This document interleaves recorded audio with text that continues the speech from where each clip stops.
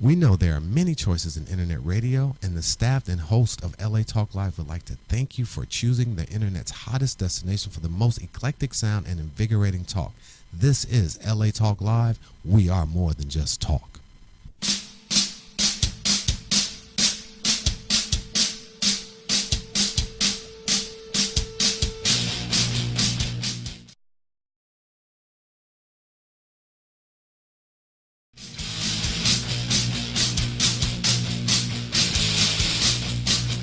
Hello, this is Tika Lark Fleming, and this is MPC presents the Black Grrrl Show, and we have an exciting show for this Saturday, January 10th at 3 p.m.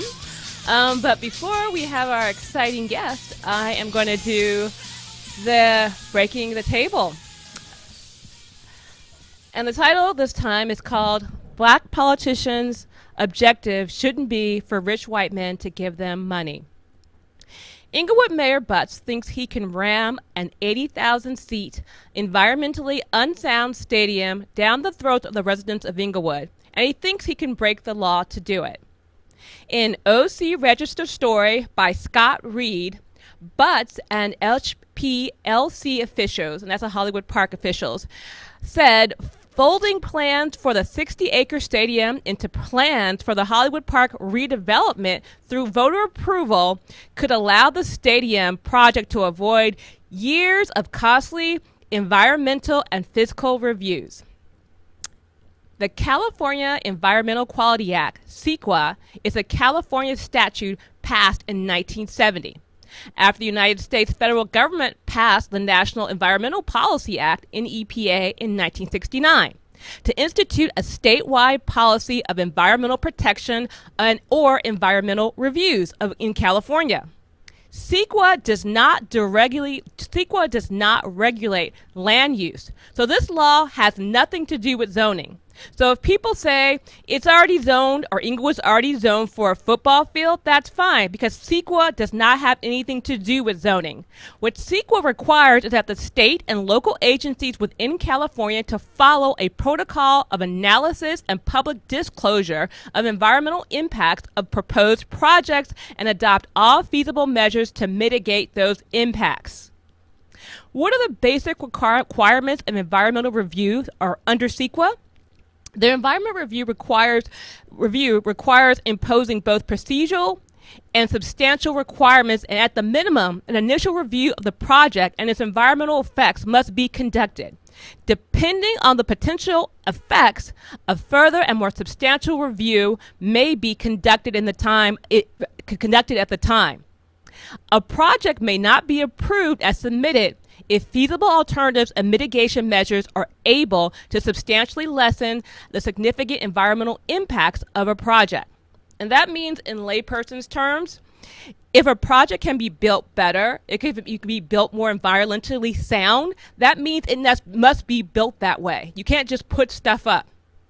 HP development mentions a stadium. So that means the Hollywood Park development that we have already mentions a stadium. So what the 2015 vote that Mayor Butts wants to propose on our ballot is attempting to do is skip over a new EIR, Environmental Impact Report, and use that EIR that was halfway done, that was done in 1995, 20 years ago, and then updated in 2009 for the Hollywood Park redevelopment plan. They mentioned in passing a football stadium. So what Mayor Butts and his rich owner, Stanley Ronk, wants to do is get this on the ballot for Inglewood and lie and say it won't skip the EIR. That is just what what it is about us wanting a stadium in this city and built in the Hollywood Park development. The EIR was poorly done and poorly circulated, and the people, he'll say the people already said the EIR was already done, but it wasn't already done. There needs to be an environmental impact review, EIR, for this football stadium. The petition of the 2015 vote to use a prior EIR cannot happen because a mayor shouldn't be able to use his power to vote away environmental laws. Rich people shouldn't be able to circumvent the law that were put in place to protect communities from pollution, traffic, and quality of life issues. Tricks Butts will use. Number one, he will say the black portion of Inglewood, Morningside Park, Carlton Square, and Briarwood is a slum. We're all homeless, unemployed people from the ghetto, and why would we not all want these minimum wage jobs?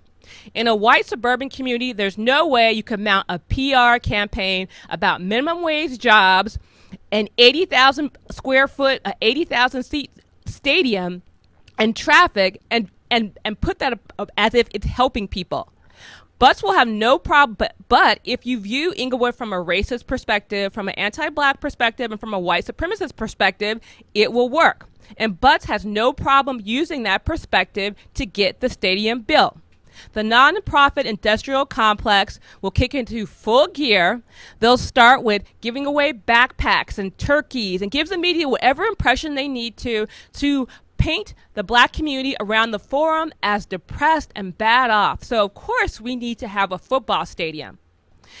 Number two, what he will say is that you can't vote away the environmental review process, and that anyone who says that is a fool. And the only thing you're voting for is to get the stadium built. But that, of course, is a lie, because they already own the land. It's already been zoned. The money is already in place. So the only thing the 2015 initiative is trying to do is to avoid the EIR. Number three, what he may try to do is get a special law written like Isadora Hall did for City of Industry, and get that just to skip over the environmental review and get that built. So these are three things that Butts is going to try to do in order to get the stadium built.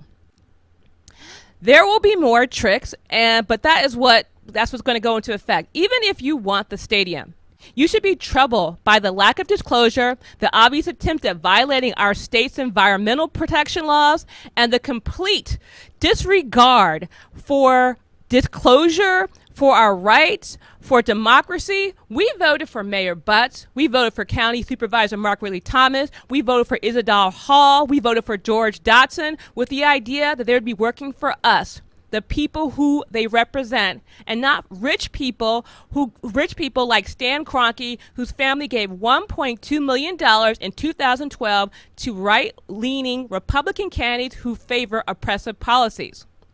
Politicians in LA will roll over for a turkey dinner and a plaque. Imagine the damage an active Republican who owns the LA football team married to a Walmart heir will do to an already very right-leaning neoliberal political landscape of South Los Angeles. And if he gets in South LA, he will be coming to the east side, he will be coming to the west side. Black people are just the testing grounds for the plans for everyone else. Cops murdering people don't start with cops. It starts with right-leaning policies, rich men, and weak politicians. Allowing that initiative to be on the ballot is a disrespect to the black community, the Los Angeles community, civil rights, and our environmental laws. Well, that was Tika Lark Fleming with Breaking the Table. So thank you. We'll be back in a moment.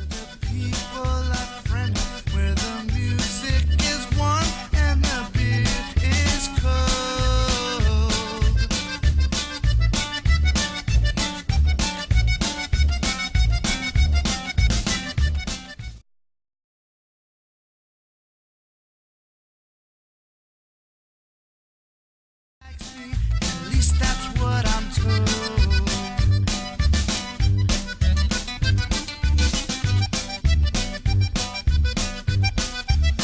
I should have stayed at Margie's.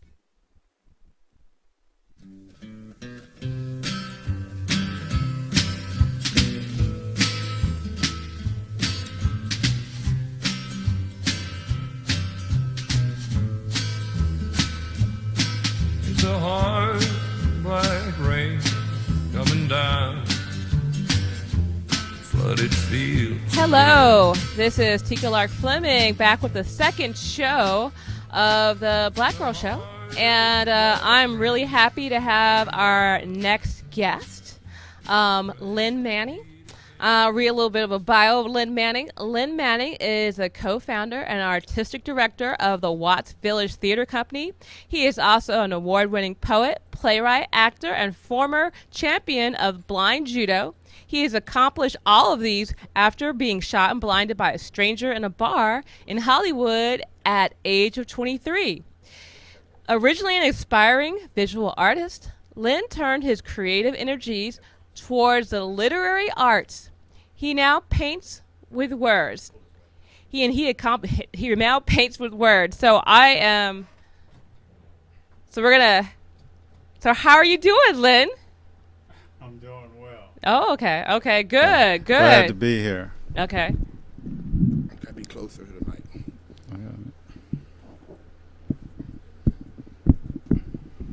It's okay. We're all situated right now. You all situated now? I believe so. Okay, okay.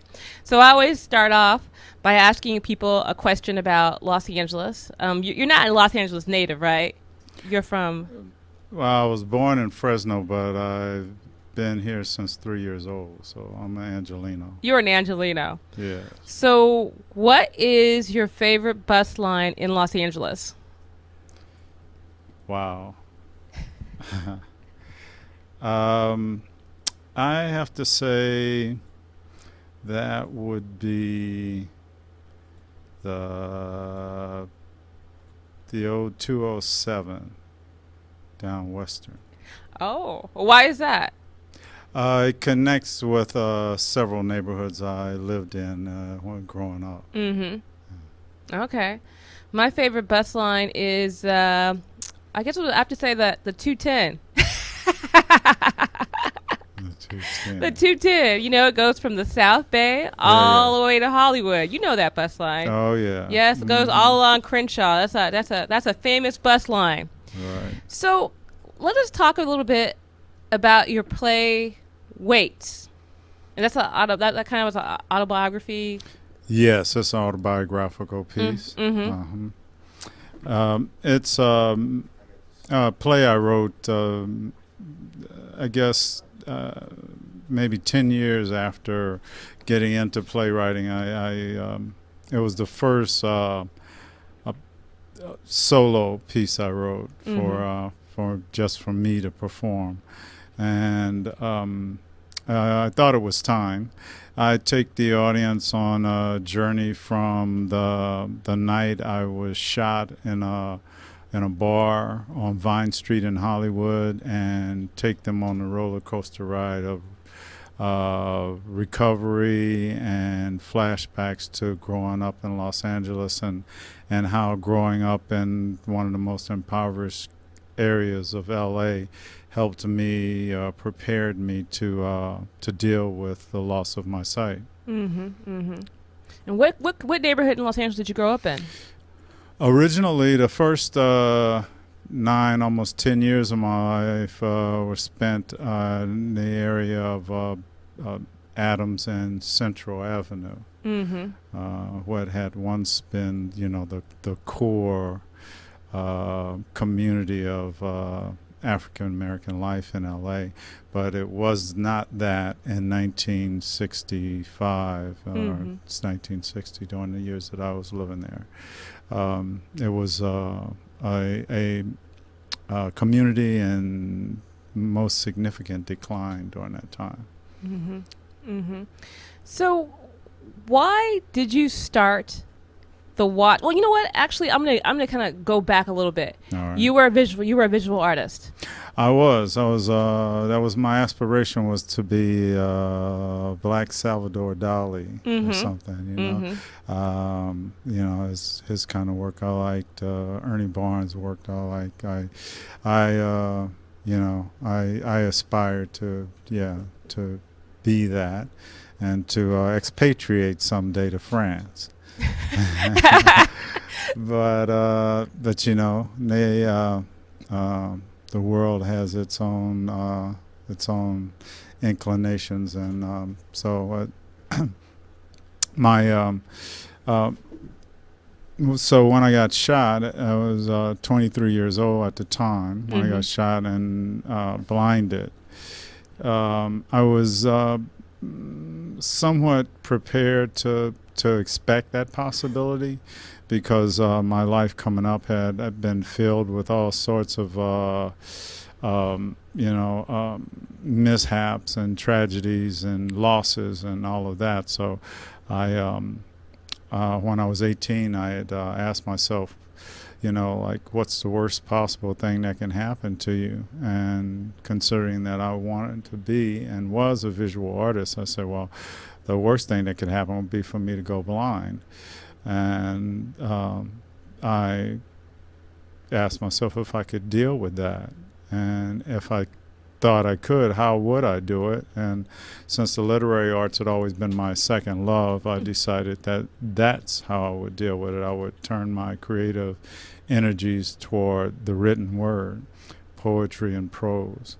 And so when that bullet took my sight in '78, I woke up in the hospital bed determined to become a writer. So it was kind of bizarre that you kind of already had Plan B, worst case scenario. So, I mean, why did you decide screenwriting? You had poetry, screenwriting. You could have written a book. Why was being a playwright, especially in Los Angeles? Everybody wants to be a screenwriter. Why did you decide to go into playwriting instead of? Well, playwriting wasn't my original direction, actually. Mm-hmm. Poetry was the first thing I was deep into. Of course, there's some career you can make out of poetry, but and the only career that's worse than poetry probably is playwriting. It is. But I started out writing poetry while exploring short story writing and novel writing. Ultimately, those were the things I intended to do, and I set out to write an autobiography, which was my major endeavor, along with the poetry and the autobiography and some essays. That's the kind of work I was doing. But when I started getting my poems published, it led to me being asked to participate in publication parties and these literary magazines that published my work would have the playwrights would have the poets come out to to these reading events and read from the work, read from the collections, and to audiences and bookstores and theaters, and poetry venues in the early '80s. I suffered great stage fright back in the day. Back in time, I was speaking in front of people was the worst possible thing I could imagine. So I did not read my work at these things. I would use the excuse that I'm blind and I can't read it off the page to ask someone else to do it. And I don't, they may have been, good poets, but they didn't do justice to reading my work. They just like it sucked what they did to my stuff. And I decided, well, if I'm going to do something about this, if I want this done right, I'm going to have to get over this stage fright and do it myself. So I set out to do that initially. So first I had to memorize my work whenever possible. And when it wasn't possible, I had to come up with a way to read it. I couldn't read Grrrl fast enough to read out loud. So I came up with a way to record it and listen to it through an earphone and recite along with myself if I didn't have it memorized. So that's what I did. And that and half a pint of peppermint schnapps would knock this That's what I was wondering. I was wondering. I'm like, where were you? You're a little bit late today. Knock the fear out. So that helped me get past the stage fright, and something wonderful happened. The audience response to my work and to my delivery was so profoundly positive and uplifting that I wanted some more of that. Mm-hmm. So I went in pursuit of more readings, Mm-hmm. more classes in acting, Mm-hmm. and I wanted some more live interaction with audiences. That led me to theater and play work, and which, since I was a storyteller already, it led me to exploring the possibility of telling stories with plays. And you founded the Watts Village. You co-founded the Watts Village Theater company. Why did you do that? I mean, I'm always curious for people who are artists who start art galleries or publishing companies or theaters. Yeah. Well, You wanted to lose more money? I was seduced into it by my friend and colleague Quentin Drew. Mm-hmm. He's no longer with us, but he was an actor, activist from Watts. Mm-hmm. I had lived around Watts at certain points in my life, and we were brought together in a production by Cornerstone Theater Company. They had a residency in Watts where they produced 3 plays out there, and they would fashion the play around the community, or around subjects, issues in the community and stuff. They hired me on as commissioned playwright Mm-hmm. to adapt a play for them to unify or include both the African American, Black, and Latino communities. Yeah. And it was a Bertolt Brecht project, and it was a huge thing. I got into it. I got to sort of get engaged in a real grassroots way with folks from the community and with other artists, and this act of creating and standing up and producing this play was beyond cathartic. It was, it felt like it had to happen again and again and again. And it had to happen in that community of Watts and South LA, where normally that kind of art doesn't happen. Mm-hmm. And so Quentin lived in Watts, Mm-hmm. wanted to follow up that production. Central Ave Chalk Circle was the production. Ultimately, it won the Ovation Award for Best Intimate Theater Production that year, Mm-hmm. 95. So in 96, Quentin and I and a couple other artists that recruited on the playwright side, Sharon Beatty and Marilyn Murphy, G.C. James, we all came together and kick-started our own theater company.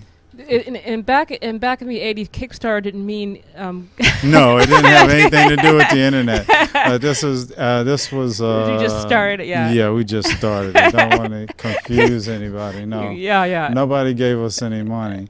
On the outset, I think we had a little bit of startup stipend from Cornerstone Theater Company. Mm-hmm. I luckily had a national commercial going on at the time, so and so that was a little extra cash to grease the wheel with if needed, and we set out to raise funds, get grants, Cultural Affairs Department, California Arts Council, places like that, to see what was available out there, support an emerging arts organization with artist that had a track record, and my playwriting track record was swelling at the time in 96, 97. Mm-hmm. Yeah. So we got some support from the California Arts Council. We got some support from the Cultural Affairs Department, and we got some support from artists and people in the community who let us use their facilities and places like that. So is LA a theater town, and is Black LA a theater town? That's well, LA is a theater town like no other theater town. It's a small theater town. Mm-hmm. There's a tremendous amount of theater being produced by companies like Watts Village Theater Company, a small, maybe 2 or 3 or 4 person, company. That's out of a nonprofit trying to make it happen. There's a lot of innovative theater created that way, but it's not a place to make a living. Mm-hmm. In theater. The main theaters like the Center Theater Group, like the Geffen now, and the South Coast. I guess it's the Seagramston Center, Mm-hmm. and places like that. They're few and far between. Therefore, if you bank in to make do a lot of work in one of those facilities, it's not a realistic possibility. Mm-hmm. But if you have a group of dedicated artists, a collective, a board of directors that's willing to put in some work to bring in some support funds for your work, and you're willing to,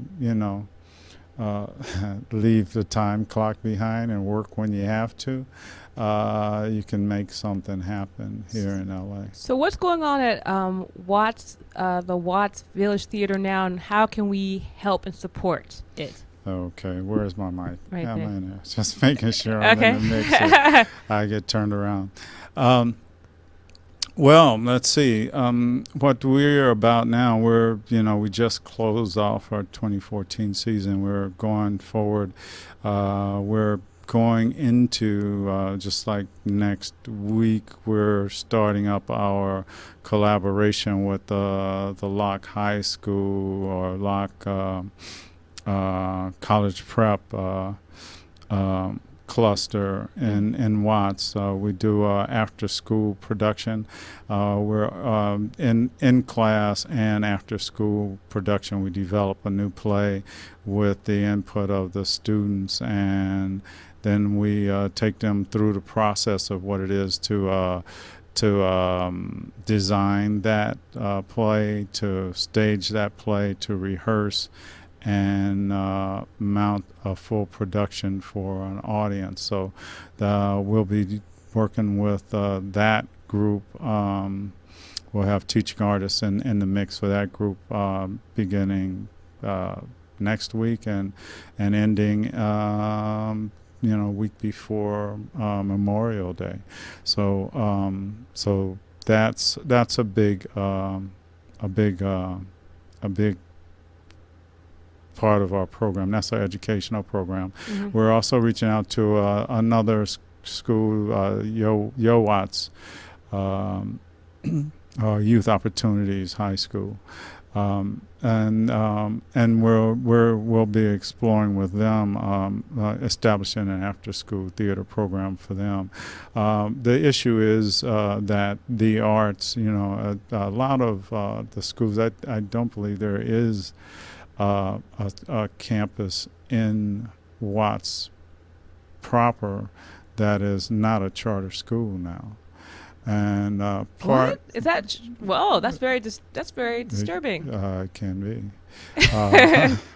The arts have been slashed tremendously from the it's not, asked for or called for in the testing Yes. regimen. So it's had been laid aside. So to have the opportunity to bring art, the literary arts, the theatrical performing arts into these schools is a great thing.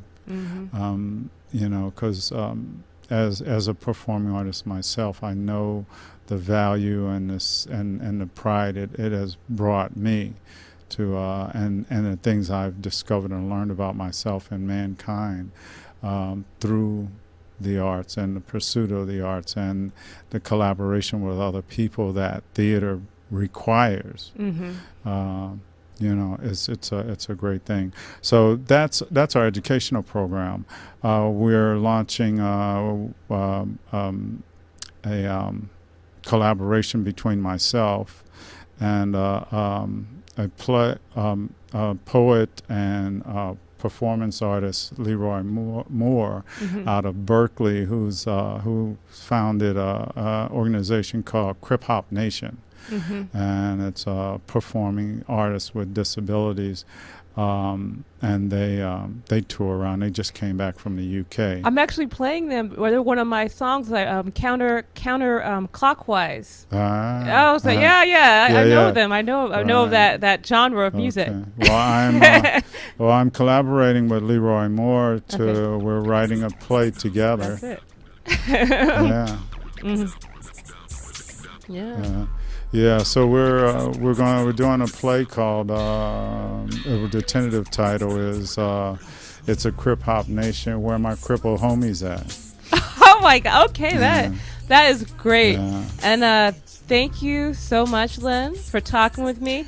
What I'm going to do is put all the information from the Watts Village Theater Company below this video, and in the video, so everybody can know how to get in touch with you. Great. And let me see, is there a book you have? There's a book here, yeah. It's a book that's just recently come out. It's available through Amazon. It's Private Battle and Other Plays by Lynn Manning. Okay. It's 3 plays that I wrote that Watts Village Theater Company produced, and all profits go to the theater company. All right. So you guys heard it. You guys heard it here, and I'm holding up your book so people can see it. Great. Okay. Thank you so much, Lynn. All right, thank you. All right. So this is the MPC presents the Black Girl Show, and we're live 3 p.m. every Saturday. We're going to go on a break, and when we get back, we're going to be talking to Derek Maddox. So thanks so much, Lynn Manning. Catch us on iTunes R&B, Radio 355, and LATalkLive.com.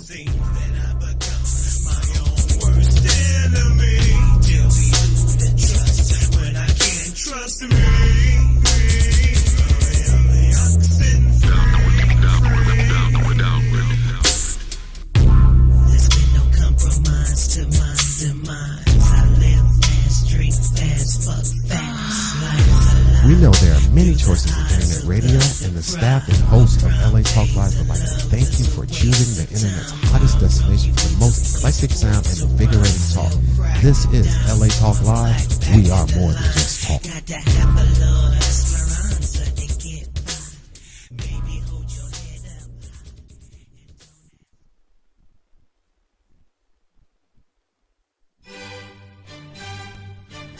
Hi, this is Frank, And this is Ruslan. inviting you to join us every Thursday at noon Pacific Time for the Cool Classics. Join us as we discuss classical cool in the arts. What has happened, what is happening, and what will happen. So don't forget to tune in to the Cool Classics, Every Thursday at noon Pacific. exclusively on LATalkLive.com. You can also catch us on iTunes Radio, R&B, Radio Flag, TuneIn Radio, Live 365, Aha Radio, TiVo Radio, and Apple TV Radio. Or just watch and listen directly to Cool Classics on LATalkLive.com. Classic Radio, handcrafted for your listening and viewing pleasure. This is LA Talk Live, and this is Frank. And this is Ruslan. And we are more than just talk!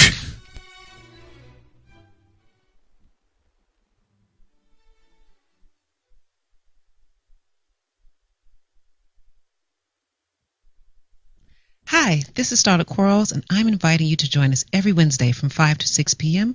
The Dialogue, Real Talk, Real People. Join us as we discuss the topics that are relevant to today's generational leaders. So don't forget to tune in to The Dialogue, Real Talk, Real People, every Wednesday from 5 to 6 p.m. right here on latalklive.com. You can also catch us on iTunes Radio R&B, Live 365, Radio Flag, and now Stitcher Radio. Or watch and listen directly at latalklive.com. Reality radio handcrafted for your listening pleasure. This is LA Talk Live, and we are more than just talk. Hello world, how you living? This is D Brex, your host of the all-new rap project here on LA Talk Live. That's latalklive.com. Or you can find me on iTunes Radio in the R&B section. That's the Rap Project every Wednesday at 7 p.m. Pacific Standard Time. That's Wednesdays at 7 p.m. West Coast time, so don't be late. On the Rap Project, I will be playing the very best of rap and hip-hop that goes beyond the ordinary. So connect with me, your host, D-Brax, the rap connoisseur, on the Rap Project every Wednesday at 7 right here on latalklive.com, where we are more than just talk.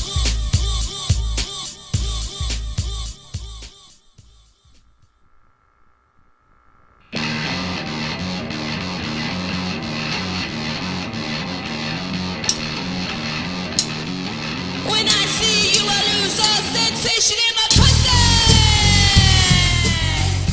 It's Tika Lark Fleming, and we're back with the Black Girl Show. But now we have Derek Maddox. Hello, Derek. How are you? Yeah. Well, I could read a whole bio, but the only important part of your bio is MFA from CalArts, right? Well, I guess, in Los Angeles, that's pretty much the only thing that matters. You can pretty much do anything. You could kill someone with that, right? Yeah, right. Yeah, right. They started shaking in their boots. They're like, you? Yeah, It you. can't be. Yeah. So I always start off with actually, it's not really an LA question. I know that you're very into music. So what song has had the biggest impact on your life? Well, we kind of talked about this before. It's like, that is almost like an impossible question because I like so much different music. Mm-hmm. But come closer. Come closer. Is this better? That's better. Okay. Like one of the things, when I was in college that kind of changed my life is, and I know this is going to be hard for a lot of black people to handle because we're only supposed to listen to R&B and stuff like that. But Jane's Addiction, Jane Says, was really had a profound effect on me because, at that time I was doing a lot of poetry and the songwriting that talked about very real events. And the diversity of music, them having the steel drums and stuff in the background, and the mixture of cultures was very, very powerful to me. And and I thought, that's how life is really, especially like in LA. You go from different section from town to town, and if you don't have a mixture of all that in you, I don't think you're Los Angeles. I don't, that's just my thing right there. Yeah. And you're from San Jose, right? So San Jose. So how'd you get to Los Angeles? How did that come about? A very, very, very strange journey, because basically I grew up in San Jose, and I spent time in the north side, but during my junior high school and high school, my parents moved to South San Jose, and which is very, very white. There was 20 black people at my school, what I mean? And it was very different for me because I just felt completely isolated. Mm-hmm. I know that was a good thing for, my parents, we're going to get you a good education. You're going to be a well-taught person, right? Yeah. And, so I did receive that, even though it was at, a public high school. But then it just threw, like, a kind of monkey wrench in the game because, my English is quite good. Yeah. So when I would talk to black people, they would be like, "Oh, you're white." Yeah. I'm like, wait a minute, I'm not white. I'm black. Look. Hey, you see this? Yeah. I'm black. Yeah. And so by some miracle, I got to go to UCSD. I mean, I think because you were smart. well, How many times you can get lucky? well, according to the standardized testing, I wasn't so smart. On my SAT, I got like 780 for both tests, which is completely not good. Oh yeah. So, Okay, but once I got into college, it was like I was like at Disneyland. I was like, oh my God, this is where all the information is. Yeah. So I was just running around getting information. And, I wasn't very much, go to class kind of guy, you know what I mean? No, that's shocking. That's shocking. You know what I mean? And every time my professors and stuff, they'd see me sitting on the hump, which is like the center area at UCSD. They're like, you haven't been coming to class. And I always look at them and said, that's because I'm doing case study. Doing case study. And I really was. Yeah. Because I would read all this information and I would see how people would interact. And if I had questions, I'd go to their office hours. But, a lot of them, just found that, completely bizarre, you know what I mean? Because I just come in with all these questions and well-thought-out ideals.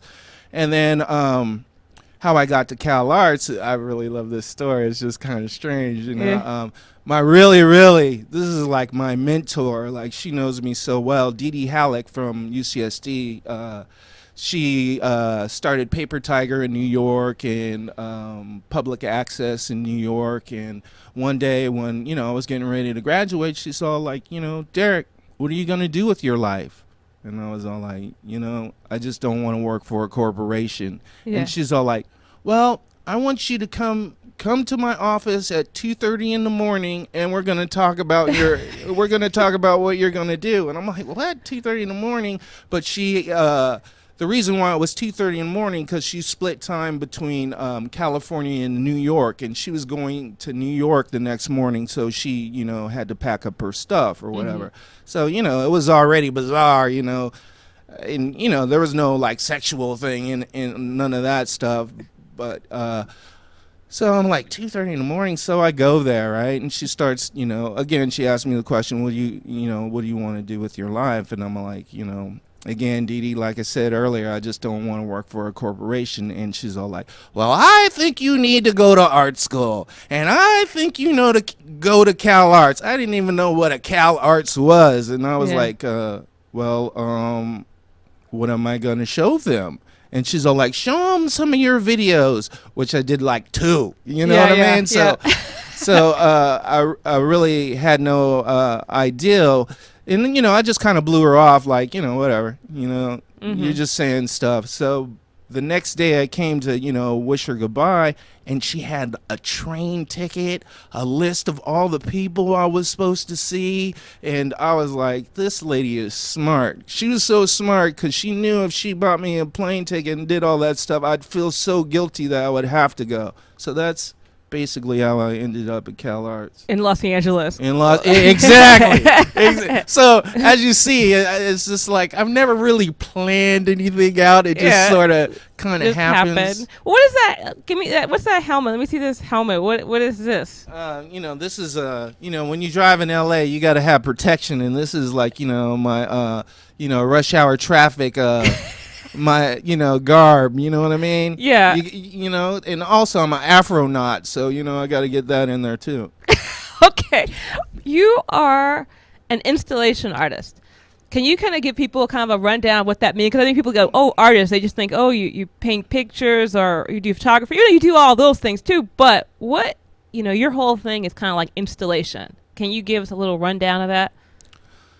Well, my thing is really more than like say installation, but site specific installation, and it's a very organic process. It's like someone will say like, Derek, because I'm not like most artists, like, who like, oh, well, I'm painting, I got these 20 paintings that I painted and here they are. Yeah. My thing's a little bit more organic, and it deals with like, politics, community politics, where the space actually is and what ideals start to flow to my head when I get there. So it might start off with, usually it starts off with some type of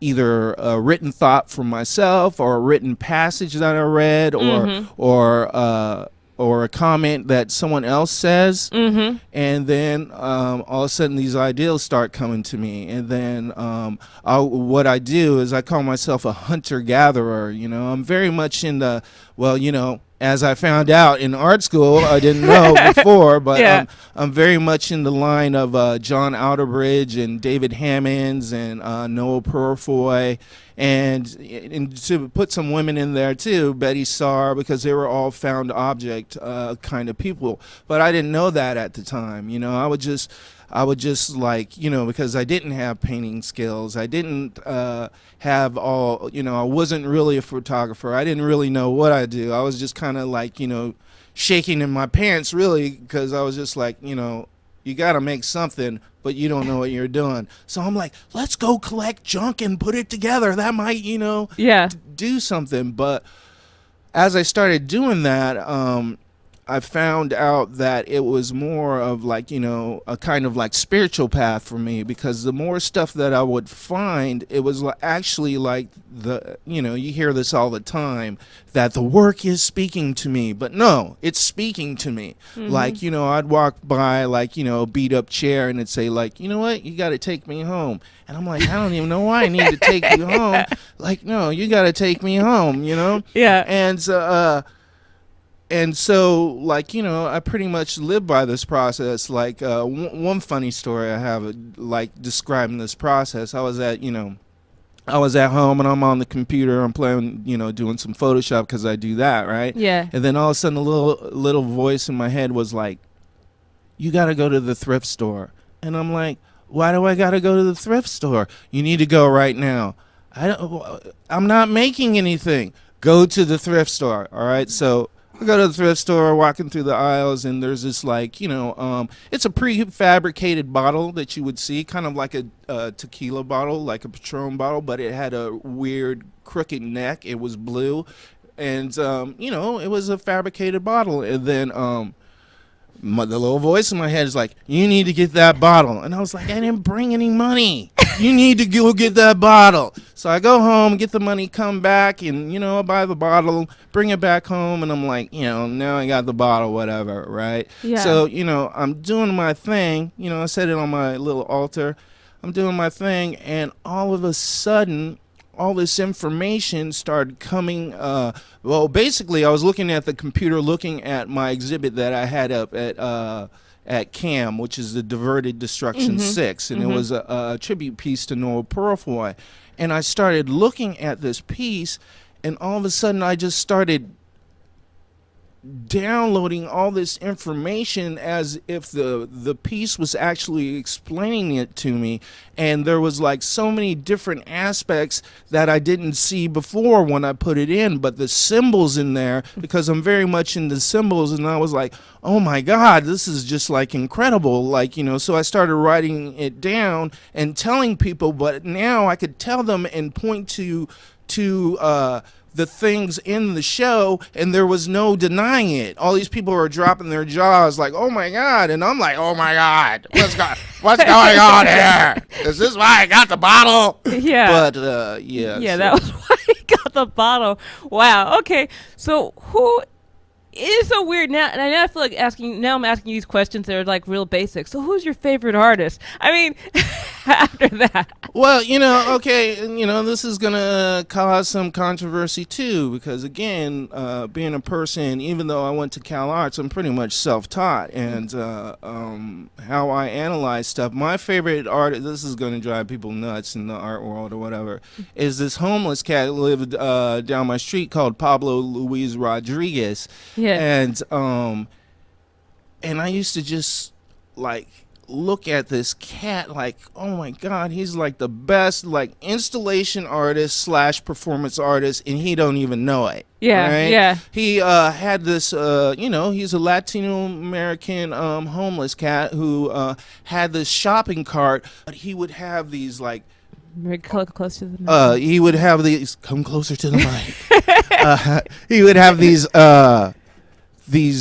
big. He had these 4 pinwheels like in the corners of the cart, like on the inside, and they would have these American flags, and he would push this thing, and all kinds of stuffed animals and stuff on it, and he would push this thing around and just I know park that guy. He is amazing. I used to just I know, I've seen him. Yes. Oh, you talked to him. Yes. Okay. He's he was a staple in the neighborhood for like 10 years, and then I don't know exactly what happened to him. I think, due to health reasons, he got taken away. And I actually had the cart for a minute. But then when he came back out of wherever he was, I brought it back to him. And he was just like, oh, my God. I'm like, yeah, this is yours. But that type of things, he was saying some things that were so political to me that he didn't even know it. Here he was, this person who was so proud to be in this country, but yet they didn't give a fuck about him. You know what I mean? And I thought that was like one of the most passionate statements that you can make. Did he study Derrida? Did he know French theory? Did he know German philosophy? No, but he had a need to express, and that's that's pretty much my standpoint. Is like this whole art school thing demonizes so many like creative people because you didn't go to school. Yeah. You know what I mean? Yeah. It's just like, there's people like who are very, very talented. What does this French theory and German philosophy have to do with their upbringing? Like, if you're in Compton, what does Derrida mean to you? It doesn't mean anything. What does Andy Warhol mean to you? It doesn't mean a thing. So I try to approach, one, develop my own philosophies because I think I'm a pretty smart guy.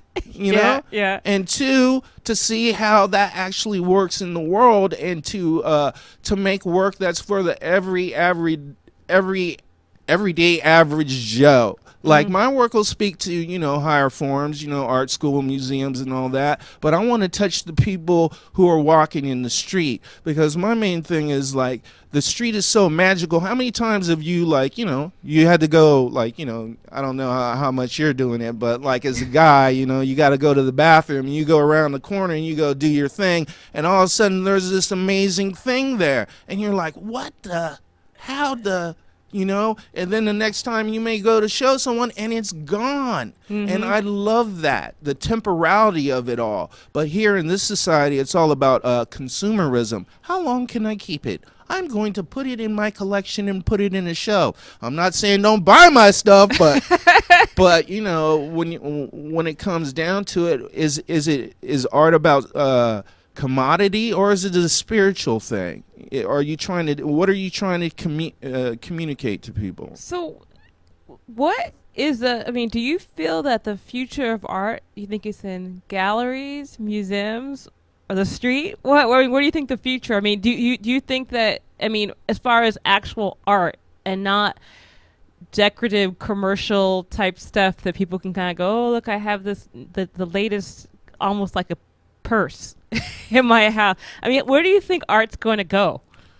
Well, I think it can exist in both places, right? I think it can exist in the museum, if or galleries, if there's the proper mindset behind those museum and galleries. And I definitely think that it lives in the street all the time, but it's not in what we term to be art, like, as far as like, academic wise, but there's like some powerful stuff that's out there. Like, I'm very much into street art, but could I actually live off that? Yeah, I'm gonna build this piece and live it on the street and just someone take it. So that's like kind of the conflict that you deal with, and something that I've been dealing with for a long time. But I kind of like found a solution through the work of Andy Goldsworthy, who was like would make these amazing like cairns out of stone, like in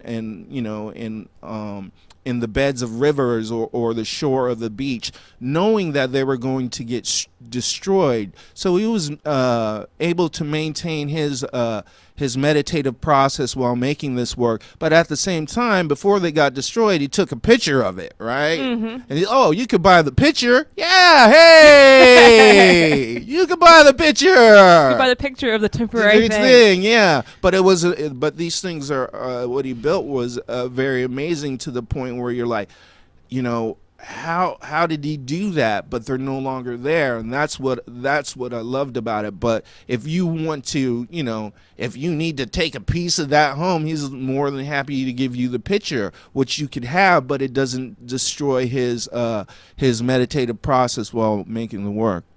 So how do you feel like computers have kind of changed art? I mean, has it made it? I mean, do you think that computers can be part of fine art, or Well, like even Photoshop? I mean, some people kind of like, oh, that's.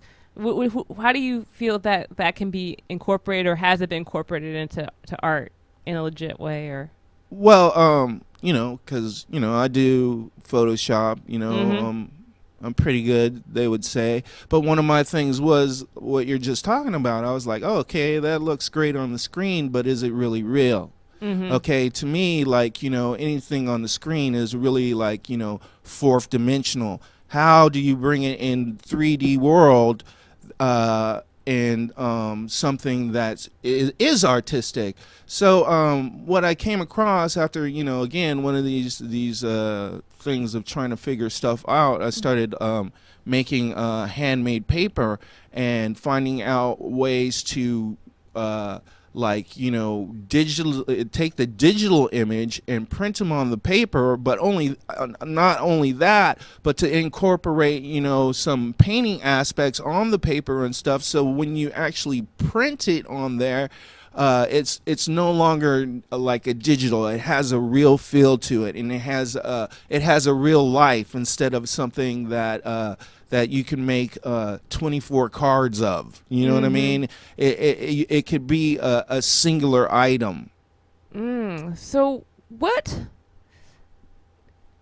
do you feel in regards to the difference between LA and New York in regards to the different scenes? Because I heard like in New York that people it's not so segregated. I'm not just talking about race, but I'm talking about like art, music, like visual artists, musicians, poets all hang out together. And in LA, it's not really that way. I mean, is that a fair assessment? I wouldn't know.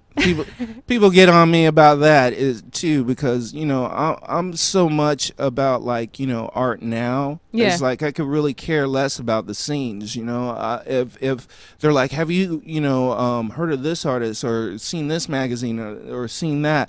And my process is more like, when I come upon it, that's when it's time for me to see it. I'm not trying to run out and figure out what everyone else is doing, because that's what's killing art in the first place. It's just like you got everyone trying to get into these magazines, so they're reading these magazines and they're like, well, I need to make something that looks like this so I can get in the magazine. I could care less, because again, my experience is exploring myself and see what I can do. Like every installation or thing that I've done, it's always something I've never done before. Like when I start, I'm like, I'm basically like shitting bricks. Like, oh, why couldn't you just do this? Why do you have to like do this crazy thing or so? Because people get on me about my stuff being a little bit elaborate, but a little bit. Yeah. They're like, you can't do that. That's too difficult. And I'm like, who said?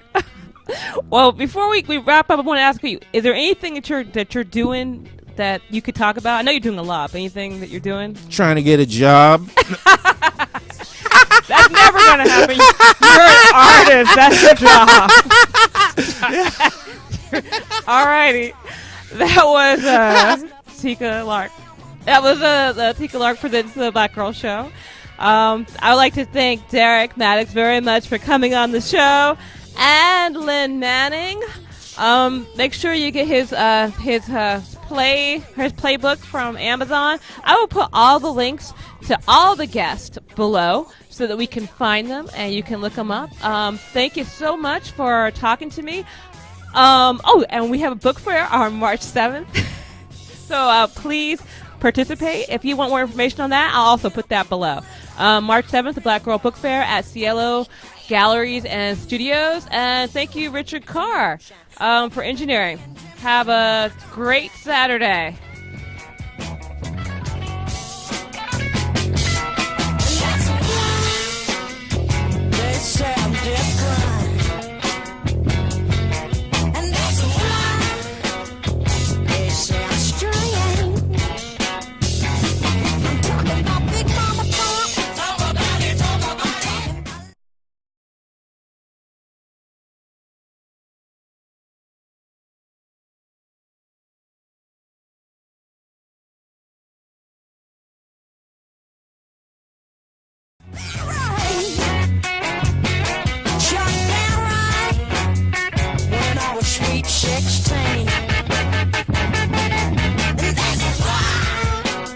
Many choices of internet radio, and the staff and host of LA Talk Live would like to thank you for choosing the internet's hottest destination for the most eclectic sound and invigorating talk. This is LA Talk Live. We are more than just talk.